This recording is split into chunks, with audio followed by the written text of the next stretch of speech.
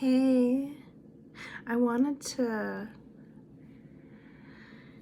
read a little bit more in John 5, and then I also have 2 stories I want to tell, but I'll save those for the end because I'm sure not everyone wants to hear all the drama about my regular life, so we'll stick to the Bible, and then if you're still around at the end, we'll say the stories I want to say. But I want to make note of 2 things that were super good. And have this record of them. So, but that's really only important for my family. So for everybody else, we'll just read the Bible. So John 5, the authority of the Son. So because Jesus was doing these things on the Sabbath, the Jewish leaders began to persecute him. In his defense, Jesus said to them, "My Father is always at his work to this very day, and I too am working." For this reason, they tried all the more to kill him. Not only was he breaking the Sabbath, but he was even calling God his own Father, making himself equal with God. Jesus gave them this answer. He always says this, very truly, I tell you. Because he doesn't lie. Jesus is a very honest guy. The Son can do nothing by himself. He can do only what he sees the Father doing, because whatever the Father does, the Son also does. For the Father loves the Son and shows him all he does. Yes, and he will show him even greater works than these, so that you will be amazed. I love that.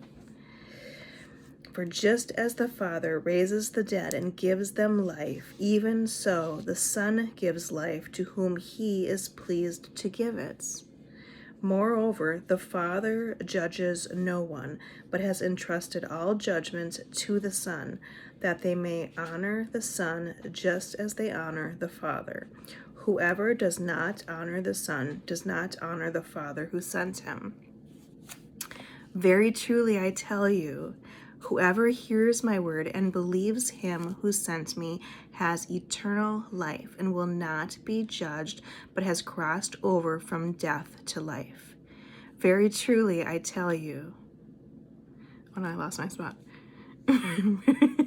Very truly I tell you, a time is coming and has now come when the dead will hear the voice of the Son of God, and those who hear will live.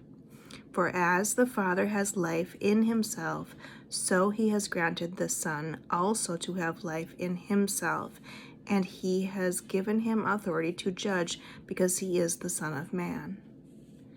Do not be amazed at this, for a time is coming when all who are in their graves will hear his voice and come out. Those who have done what is good will rise to live, and those who have done what is evil will rise to be condemned. By myself I can do nothing. I judge only as I hear, and my judgment is just, for I seek not to please myself, but him who sent me. That was the authority of the Son. Okay, we'll finish up John 5, testimonies about Jesus, and we'll stop. If I testify about myself, my testimony is not true. There is another who testifies in my favor, and I know that his testimony about me is true. You have sent to John, and he has testified to the truth. Not that I accept human testimony, but I mention it that you may be saved. John was a lamp that burned and gave light, and you chose for a time to enjoy his light. I have testimony weightier than that of John, for I think he's talking about John the Baptist there.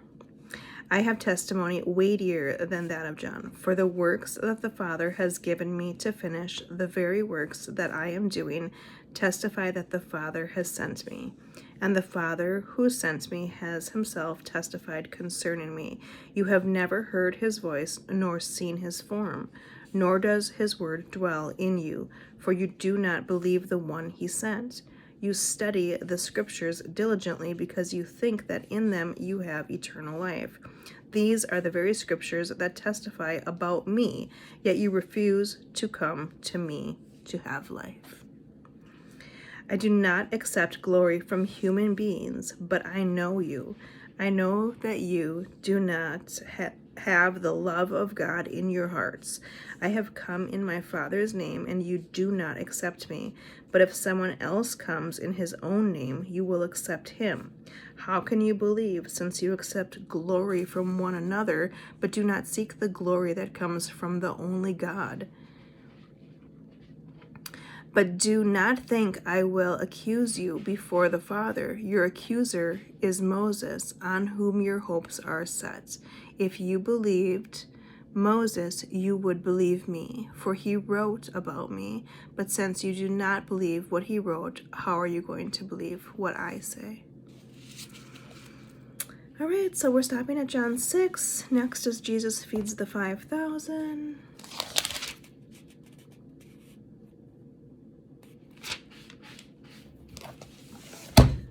Anyway, so this is what happened. My son took that third driving test, and I prayed,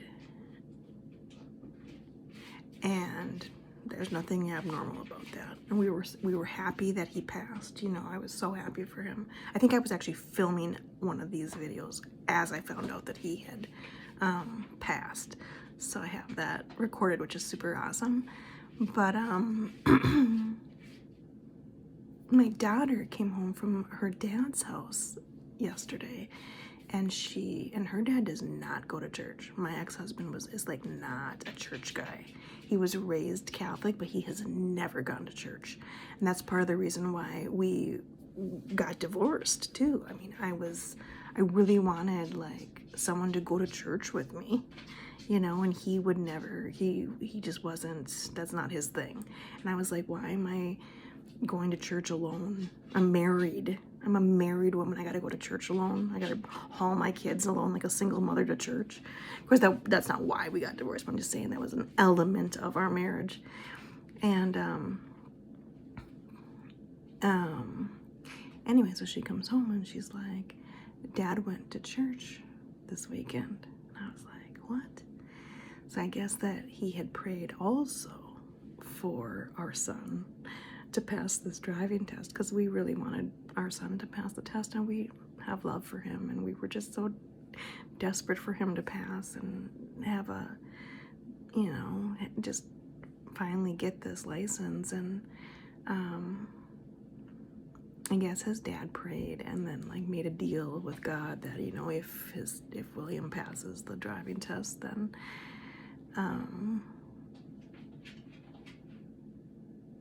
he'll go to church, which I'm not really a fan of making deals with God, but still, that's what he did.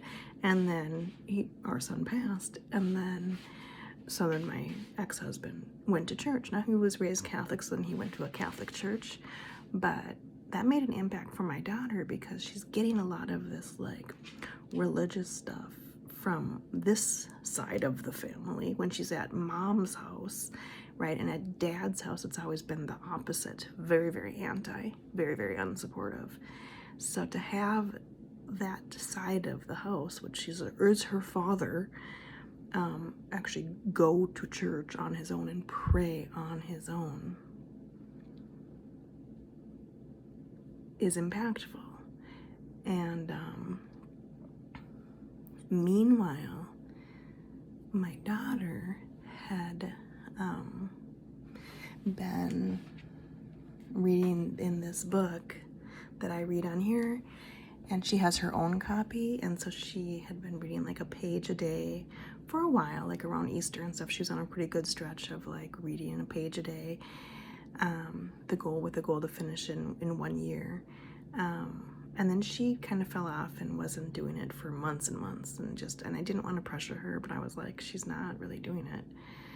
And I mentioned to her today, I was like, well, you know, I noticed you haven't been really reading your book for a long time. And then she says, well, actually, she says, I just started back up yesterday. And she was catching up on like the day she was supposed to be reading, because it's like one a day, it's dated.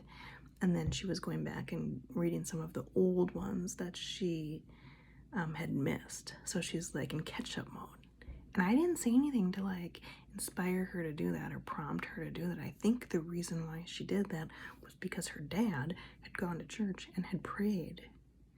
So I really am thankful for that. I'm really hopeful, like, that good things will come for both of them. Of course, for my daughter, but then also for my ex-husband. As much as, you know, he's the ex-husband for a reason, and that's is what it is. I still, of course, would love it if he would be taking steps in his faith like that. So that is just, I really want to be praying about that and having good things for both of them. And because I do think that if their dad comes around, then that will have an impact then on my son. Because my son was the one who he did initially believe for a while, and then he told his dad one day what he believed, and his dad just kind of blew it off and was like, oh, that's interesting. Like, I don't believe that. And then that took away all the little budding faith of out of my son, and now my son is in this freaking hole, and very anti anything, you know, Christian, etc. And I don't want to say I blame my ex-husband for that, but it was like my son was coming along and then all of a sudden it was stopped. And so I think that that's awesome if his dad were to continue to pray or to continue to go to church, and if that will continue to motivate maybe my daughter, and if my son picks up on that. I don't even know if he knows. That I think that's impactful, because of course it's not just, you can't have mom doing one thing and dad doing the opposite. It's not gonna be as fruitful as if mom is doing one thing and dad is doing it too. Or if anything, if you're married and if the dad is leading the way, like, that would be ideal. But to have the dad countering everything that the mom is doing does have a more negative effect than if the dad is also doing that same thing. So I'm just really hopeful for good things. Also, there's issues at that house, and anybody where I have encountered like not good spiritual stuff in a home, like twice now I've been able to be involved with helping address those situations, of course with God and all that, but there are issues going on at that other house that my daughter lives at with her dad and his girlfriend, and it's a really yucky scenario with, I won't go into the details, and there's some yucky spiritual stuff that goes on over there, and I can't get in the house. I can't, like, I feel like it's out of my realm of control to help the situation. And so it would be awesome if their father could spiritually be in charge, you know, in that house. And